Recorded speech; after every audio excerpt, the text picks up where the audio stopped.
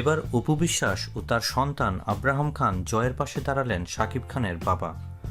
অপু বিশ্বাস এক সাক্ষাৎকারে বলেন, শাকিবের বাবা নাতি ও পুত্রবধূকে দেখতে এসেছিলেন। এই সময় তিনি পাশে থাকবেন বলে অপু বিশ্বাসকে আশ্বাস দিয়েছেন। উল্লেখ্য, ঢালিউড সুপারস্টার শাকিব খান ও চিত্রনায়িকা অপু বিশ্বাসের বিয়ে নিয়ে পুরো দেশ জুড়ে নানা গুঞ্জন এতদিন রটে আসছে। কেউ বলেছে তাদের বিয়ে হয়নি, আবার কেউ বলেছে শাকিব অপুর একটি বাচ্চা রয়েছে।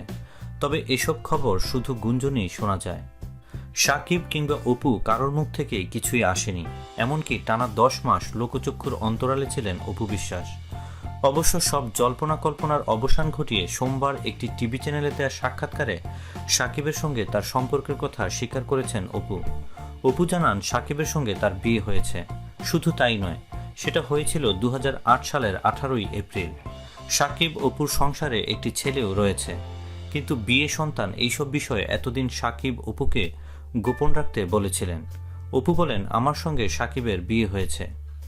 শাকিবের কথায় আমি বিয়ের কথা গোপন করেছি। তার কেরিয়ারের কথা ভেবে আমি সব ছাড় দিয়ে গিয়েছি, কিন্তু আমার পাশে শাকিব ছিল না। এসব কথা বলতেই কান্নায় ভেঙে পড়েন অপু। সে সঙ্গে আরও বলেন, আমার ছেলে সন্তান রয়েছে। ইন্ডিয়াতে সে সন্তানের জন্ম হয়। কিন্তু এমন একটা সময় শাকিব আমার পাশে ছিল না। শুধু তাই নয়, আমার সন্তানকে লুকিয়ে রাখতে বলেছিল। কলকাতার একটি হাসপাতালে 27শে সেপ্টেম্বর 2016 শাকিব অপুর এই সন্তানের জন্ম হয়।